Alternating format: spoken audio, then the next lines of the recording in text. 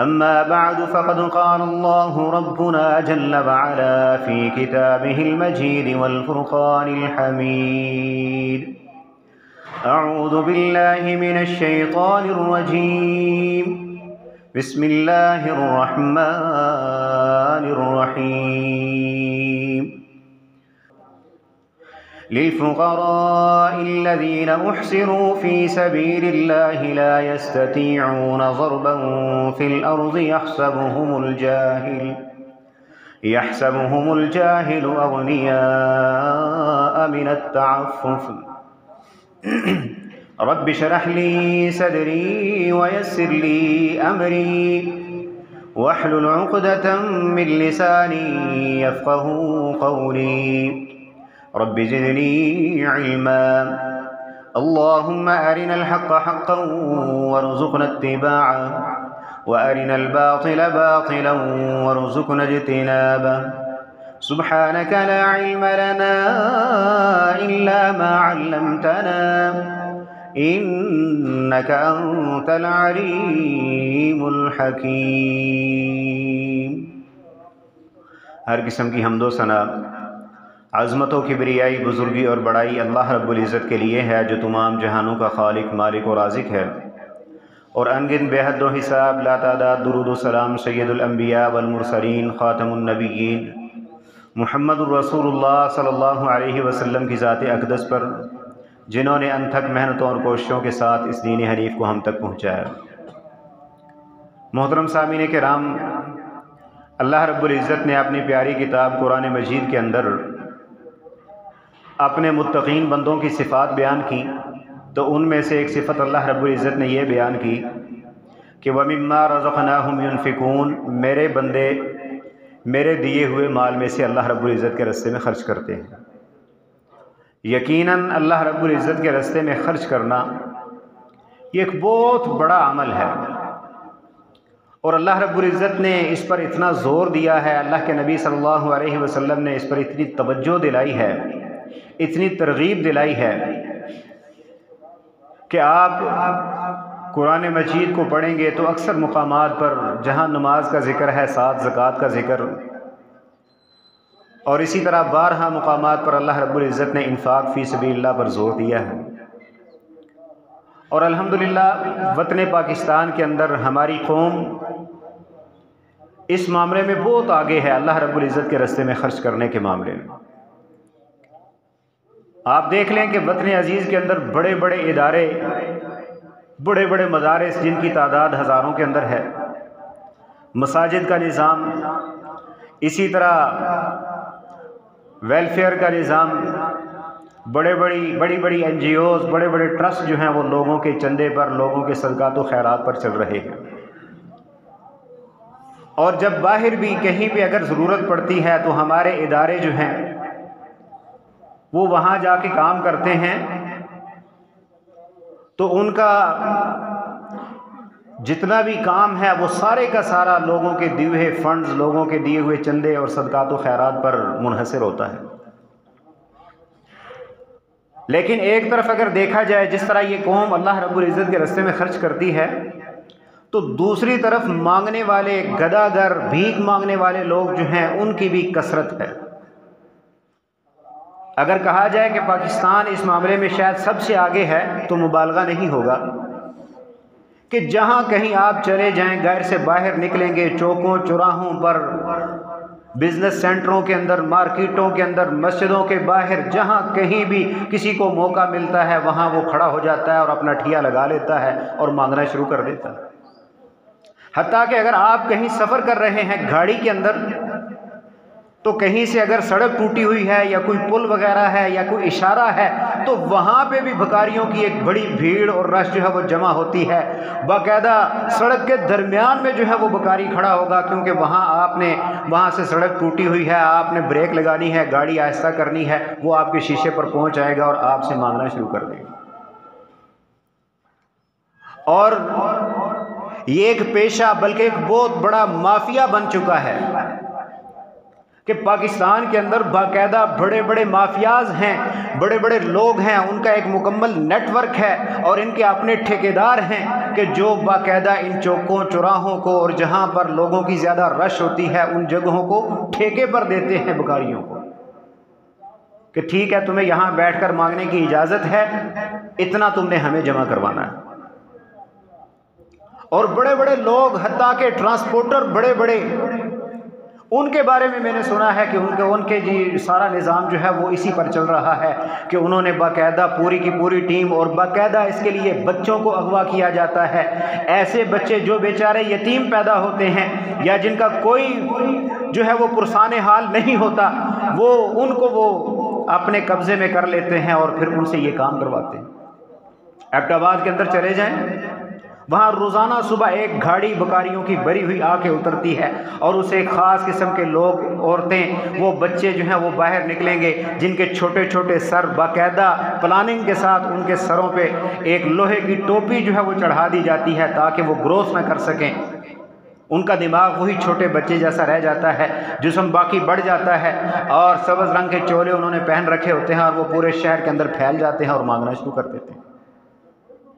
تو ان کے پیچھے باقاعدہ مافیاز ہیں کہ جو ان سے یہ کام کرواتے ہیں، ان کو کچھ نہیں ملتا، ان کو بس یہ ہے کہ 3 ٹائم کی وہ روٹی دے دیتے ہوں گے، کپڑا دے دیتے ہوں گے، باقی وہ سارا جتنا بھی مال ہے وہ سارا ان کے پیچھے جو ٹھیکیدار بیٹھا ہوا ہے وہ سارے کا سارا وہ وصول کر رہا ہے۔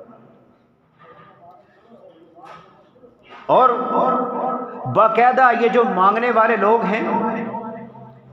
ان کے اپنے بھی ٹھیک ٹھاک ٹھیے ہیں اور اچھا خاصا یہ کما رہے ہیں، اور بعض دفعہ ایسے ہوتا ہے کہ وہ جتنی بھی کمائی ہے وہ ساری کی ساری چوروں کے ہاتھ لگ جاتی ہے۔ یہ چند سال پہلے کی بات ہے، ہمارے اپنے شہر حویلیاں کے اندر ایک بڑھیا تھی، وہ بیچاری اسی طرح مانگتی تھی، منڈی کے اندر مویشی منڈی، پورا بازار سارے کا سارا، اور لوگ بڑھیا سمجھ کے اسے دیتے بھی زیادہ تھے۔ کھانا پینا اس کا باہر سے ہو جاتا تھا، جہاں کہیں مانگتے ہوئے ٹائم آ گیا وہیں پہ کسی نے بٹھا کے اس کو کھانا کھلا دیا، کھانا بھی باہر سے، کپڑا بھی لوگ دے دیتے تھے۔ وہ سارے کی ساری رقم جو ہے وہ اس نے ایسے کیا کہ اپنے کپڑوں کے اندر پیوند لگا لگا کے، پیوند کی جیبیں بنا بنا کے ان کے اندر وہ سیتی رہی۔ اچھا، اب ڈاکوؤں کا ایک گروہ جو ہے اس کی مکمل نظر تھی اس پر کہ یہ بڑھیا جو ہے اس کے کپڑے کب سے ہی بھاری ہوں گے۔ آخرکار ایسے ہوا کہ وہ ڈاکو جو ہیں چارپائی لے کر، 4-5 ڈاکو اکٹھے ہوئے، چارپائی لے کر بازار کے اندر آگے اس بڑھیا کو اٹھانا شروع کر دیا۔ اس نے چیخو پکار کی، لوگ جمع ہوئے، انہوں نے کہا جی ایسے ہوا کہ ہم پر کیس ہو گیا تھا، ہم ایک کیس کے اندر پھنس گئے تھے، ہم جیل کے اندر چلے گئے، ہمارے صدمے کے اندر ہماری ماں کا یہ حال ہو گیا کہ یہ بیچاری اپنا ذہنی توازن کھو بیٹھی، اس نے لوگوں سے مانگنا شروع کر دیا، آج یہ ہمیں پہچاننے سے انکار کر رہی ہے۔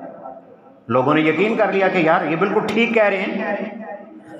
ان کی بات میں لاجک ہے، ان پر اعتبار کر لیا اور بڑھیا کو جناب جیسے تیسے ان کے حوالے کر دیا۔ وہ بڑھیا کو لے گئے تھوڑا سا کہیں سائیڈ ایریا میں، وہاں جا کر اس کو کپڑے دیے، یہ کپڑے پہن لو اور اپنے کپڑے اتار کے ہمارے حوالے کر دو۔ یعنی یہ حالات ہیں کہ بھکاری جو ہے وہ مانگ مانگ کے، کوئی ڈاکوؤں کی نظر ہوتا ہے، کوئی مافیاز کی نظر ہوتا ہے، اور کوئی اس طرح کے ٹھیکیداروں کی نظر ہوتا ہے، لیکن یہ گداگری اور یہ بکاری پن جو ہے اس کے پیچھے کون ہے، کیوں یہ لوگ آج عام ہو گئے ہیں؟ اور پھر ہمارے اس وطن عزیز پاکستان کے اندر ٹھیک ہے کہ یہاں غربت بہت زیادہ ہے، بے روزگاری بہت زیادہ ہے، لیکن کیا کسی کی غربت اور بے روزگاری یہاں تک پہنچ چکی ہے کہ وہ بیچارہ مانگنے پر مجبور ہو جائے؟ جس طرح ہمارے اہل ثروت، اہل خیر لوگ جو ہیں وہ بڑے بڑے ادارے چلا رہے ہیں، اسی طرح وہ ان مجبور اور غریب لوگوں کا بھی وہ خیال رکھنے کے لیے موجود ہیں۔ اس کے باوجود یہ مانگنے والوں کی کثرت کیوں ہے؟ اس کی سب سے بڑی وجہ یہ دینے والے صدقات و خیرات کرنے والے لوگ خود ہیں۔ وہ کیسے؟ کیونکہ آج کا جو ہمارا مالدار طبقہ ہے ان کی کوشش یہ ہے کہ ہمیں ہر چیز ریڈی میڈ مل جائے،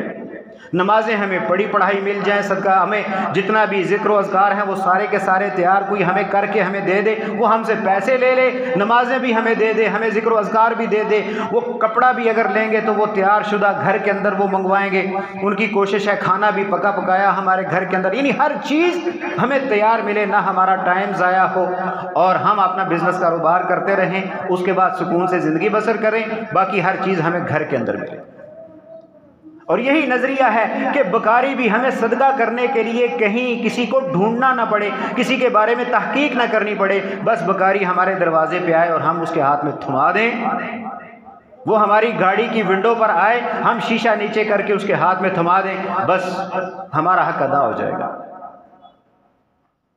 और इसका फ़ायदा उठाया इन ठेकेदारों ने, इन बकारियों ने, कि उन्होंने देख लिया कि अब हमारा मालदार जो है वो चाहता है कि हम उसके दरवाजे पे चले जाएं, लिहाजा उन्होंने अपने बंदे, अपना पूरी एक टीम बना ली और उनको जगह तकसीम कर दी। जो ही आप शॉपिंग करके मार्केट से बाहर निकलेंगे आपको बकारी मिलेंगे, और ऐसे ऐसे लोग जो बिल्कुल ठीक ठाक तंदुरुस्त, किसी किस्म की उनके अंदर कमी नहीं है, अगर आप ज़रा सा उनके साथ उलझेंगे, उनको वाज़ व नसीहत करेंगे, आगे से लड़ाई झगड़े तक आ जाएंगे, धमकियां देना शुरू कर देंगे, लेकिन मांग रहे हैं। ये चंद दिन पहले की बात है, यही मस्जिद के अंदर एक बंदे ने सवाल किया, अच्छा खासा तगड़ा, गालिबन पिछले जुमे की बात है, बाहर निकला, उसे थोड़ी सी हिदायत दी गई कि भाई यहाँ लोग जो हैं वो यहाँ जूते पहन रहे हैं, यहाँ से गुजरते हैं, आप थोड़ा सा साइड पे हो जाओ, वो आगे से लड़ाई झगड़े पे उतर आए। यानी अगर वो कमज़ोर होता, उसके अंदर किसी किस्म की कोई नक्स होता, कोई वो मजबूर होता, कोई माजूरी होती, तो वो कम अज़ कम ये धमकाना और ये गालम गलोच पे तो ना उतरता।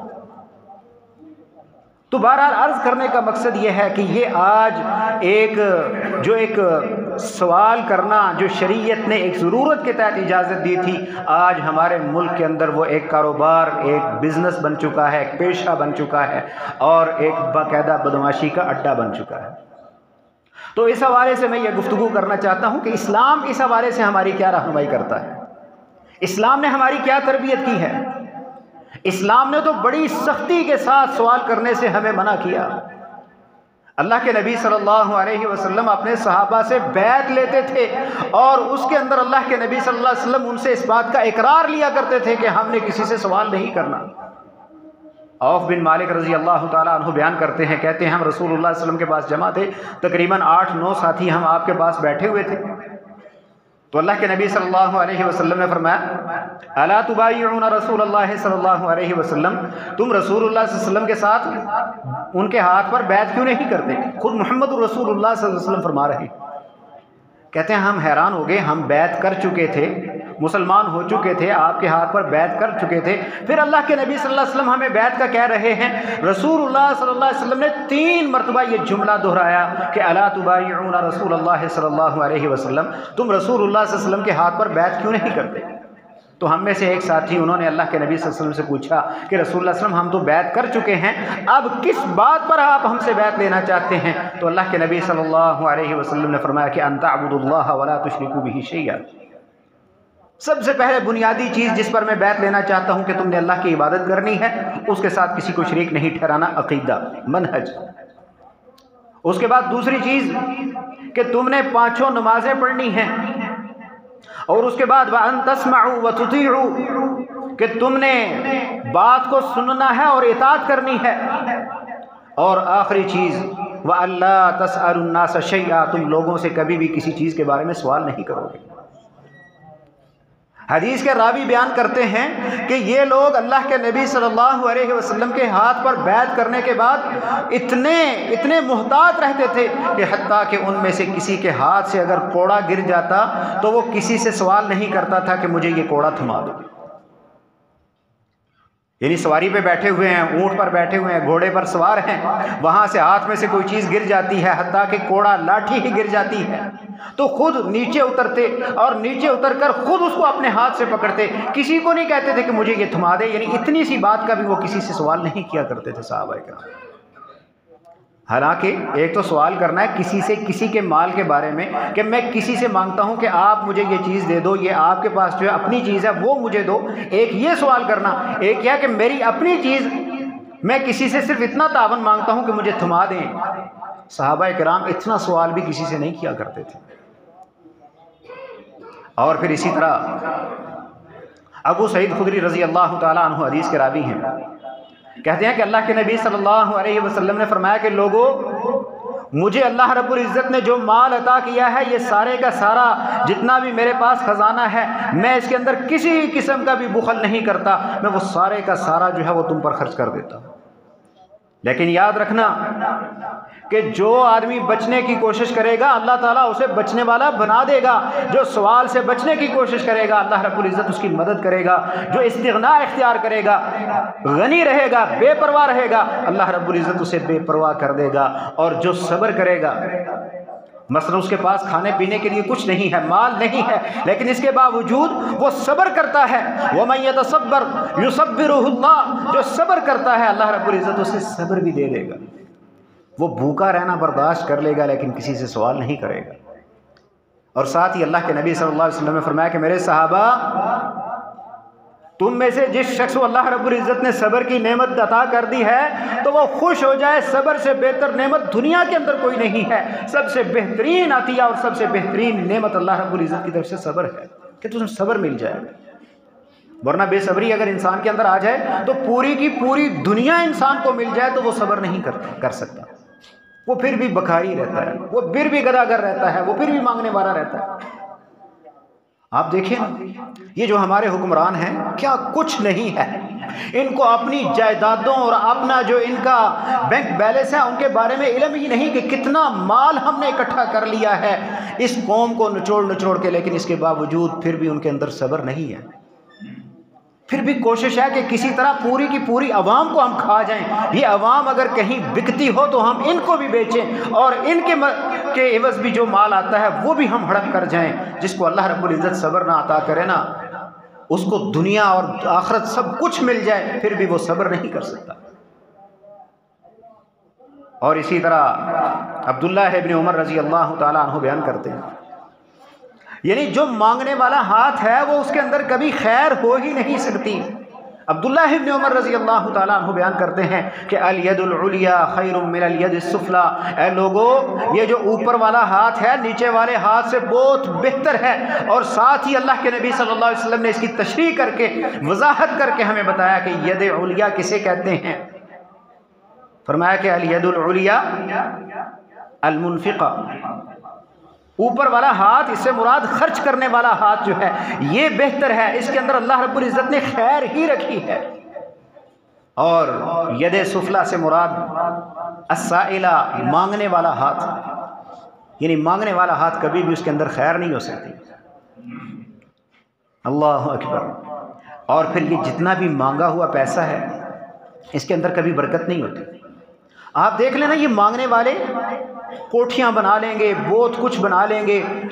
میں ایک ٹرانسپورٹر کے بارے میں جس طرح میرے علم کے مطابق جو میں جانتا ہوں،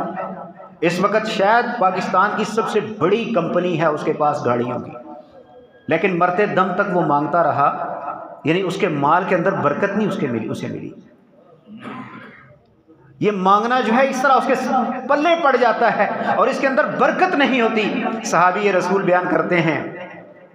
حکیم بن حزام رضی اللہ تعالیٰ عنہ کہتے ہیں میں رسول اللہ صلی اللہ علیہ وسلم کے پاس آیا، آپ سے میں نے سوال کیا، اللہ کے نبی صلی اللہ علیہ وسلم سے کوئی چیز مانگی، اللہ کے نبی صلی اللہ علیہ وسلم نے مجھے دے دی۔ پھر ایک موقع آیا، پھر میں نے آپ سے سوال کیا، آپ نے مجھے وہ چیز عطا کر دی۔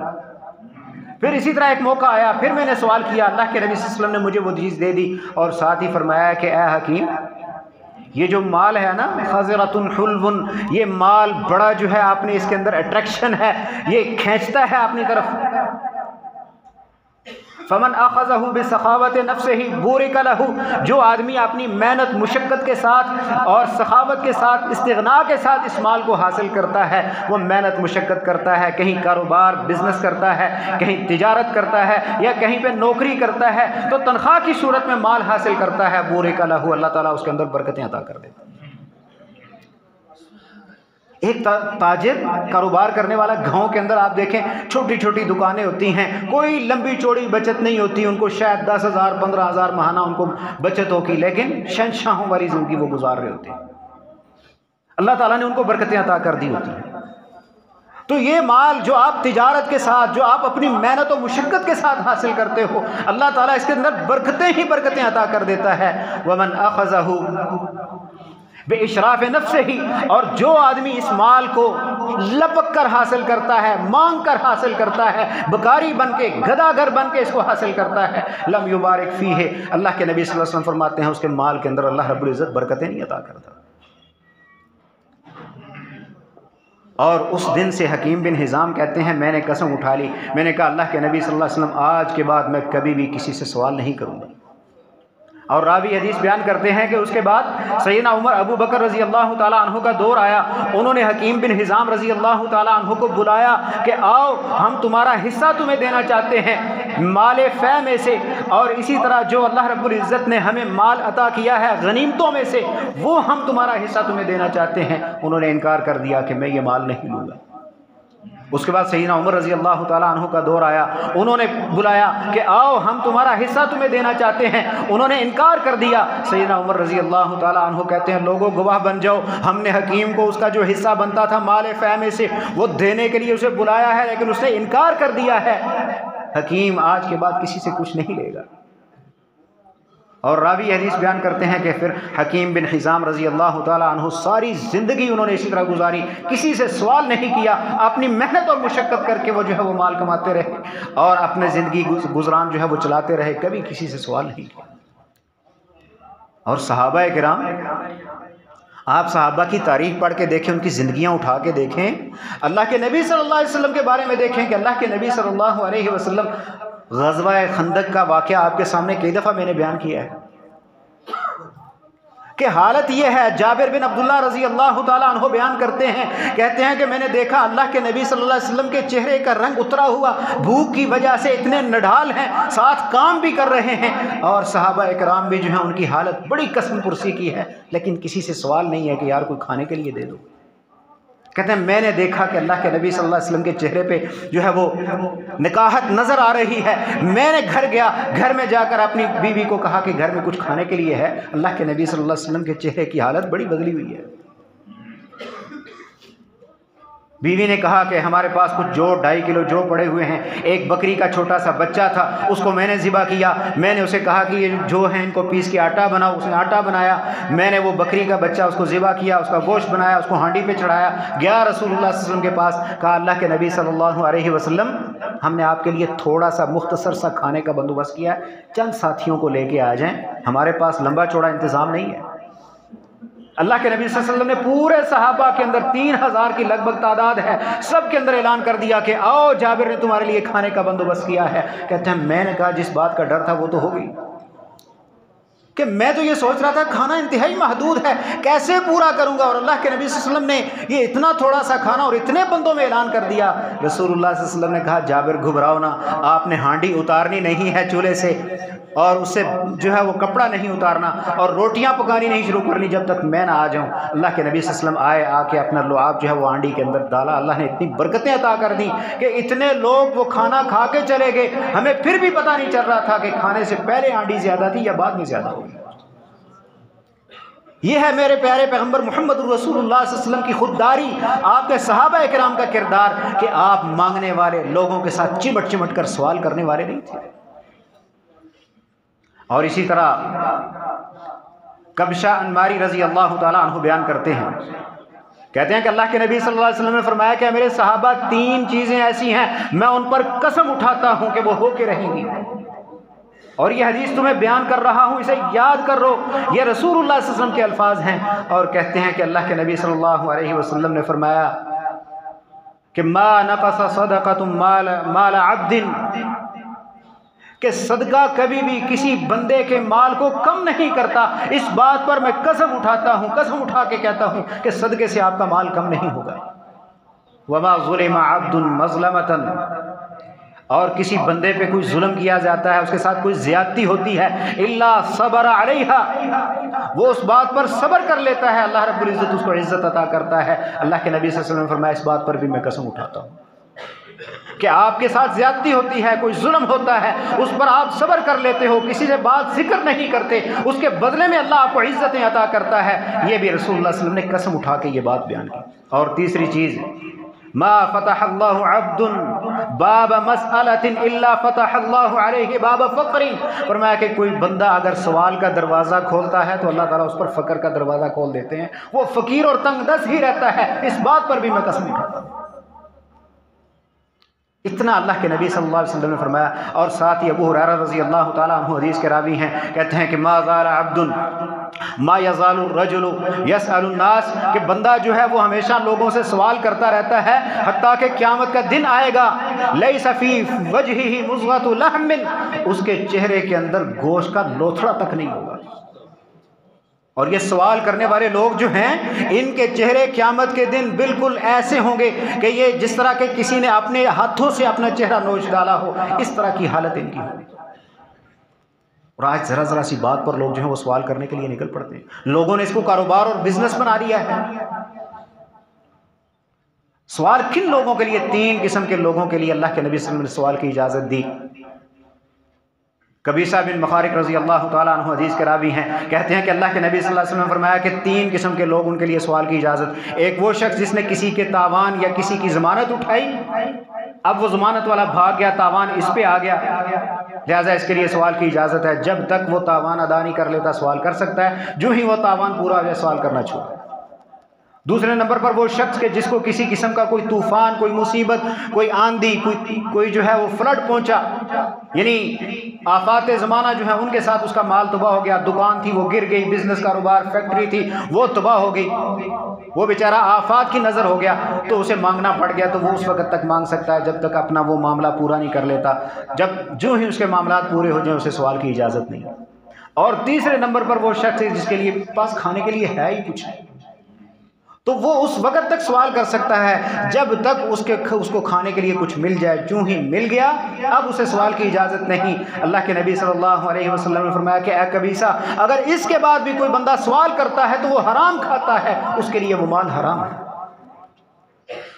تو بہرحال عرض کرنے کا مقصد یہ ہے کہ آج ہمارے ہاں یہ ایک بہت بڑا المیہ ہے کہ جس طرح ہم لوگ اللہ کے راستے میں خرچ کرتے ہیں، اسی طرح یہ سوال کرنے والے لوگ بھی اس وقت ہمارے معاشرے کا حصہ بن گئے۔ اور اس کے پیچھے میں آپ کے سامنے ذکر کر چکا ہوں کہ کتنے بڑے بڑے مافیاز ہیں، کتنے بڑے بڑے ٹھیکیدار ہیں کہ جو باقاعدہ یہ کام لوگوں سے کرواتے ہیں۔ بچوں کو اغوا کیا جاتا ہے اور پھر ان سے یہ کام کیا جاتا ہے۔ لوگ باقاعدہ بچوں کو اغوا کر کے ان کو معذور کرتے ہیں، ان کی آنکھیں جو ہیں وہ ضائع کر دی جاتی ہیں، ان کی ٹانگیں یا ان کا کوئی نہ کوئی عضو ضائع کر کے ان سے جو ہے وہ منگوایا جاتا ہے اور ان کو گداگر بنایا جاتا ہے۔ یہاں تک حالات پہنچ چکے ہیں۔ تو یہ کام کیسے ختم ہوگا کہ ہم ان لوگوں کی حوصلہ افزائی نہ کریں، ان کو دینا چھوڑ دیں، ان کو ڈانٹیں نہ۔ ڈانٹنے سے اللہ کے نبی اللہ رب العزت نے منع کیا قرآن مجید کے اندر۔ اگر وہ کھانا مانگتے ہیں تو کھانا کھلا دیں، لیکن ان کے ہاتھ میں پیسے نہ تھمائیں۔ آج تو ہماری گورنمنٹ بھی اسی کام پر لگی ہوئی ہے کہ لوگوں کے اندر کوئی بے نظیر فنڈ کے نام سے، کوئی کسی فنڈ کے نام سے لوگوں کو بھکاری بناؤ، ان کو گداگر بناؤ، ان کو سوالی بناؤ۔ یہ نہیں کہ یار ان کو کوئی کاروبار کھول کے دے دیں، جو پیسہ ہم ان کے لیے لگاتے ہیں اسی کی فیکٹریاں لگائیں، اسی کے اندر ان کو ملازم رکھیں تاکہ یہ تنخواہوں سے وصول کریں۔ ہم نے صدقات دینی ہوتی ہے 10-10 روپے، زکوٰۃ دینی ہوتی ہے 10-10 روپے دینے کے بجائے ہم کسی ایک بندے کو پکڑیں، اس کو اچھا بہترین کاروبار کھول کے دے دیں، چھوٹی سی دکان اس کو بنا کے دے دیں۔ اگر کوئی بیوہ ہے تو اسے سیونگ مشین لے کے دے دیں، یا کوئی ایسا کام جو وہ کر سکتی ہو اسے لے کے دے دیں، تاکہ اس کے اندر کام کرنے کی طرف توجہ بڑھے، وہ بکاری نہ بنے، مانگنے والی سائلہ نہ بنے، وہ جو ہے وہ باقاعدہ کام کر کے اپنی خودداری کے ساتھ جو ہے وہ کما کے اپنے بچوں کا پیٹ پالے۔ تو اللہ رب العزت سے دعا ہے کہ اللہ تعالیٰ یہ جتنی بھی ایسی خرابیاں اس وقت ہمارے معاشرے کا حصہ بن چکی ہیں ان سے بچنے کی توفیق عطا کرے۔ وما علیہ الا البلاغ۔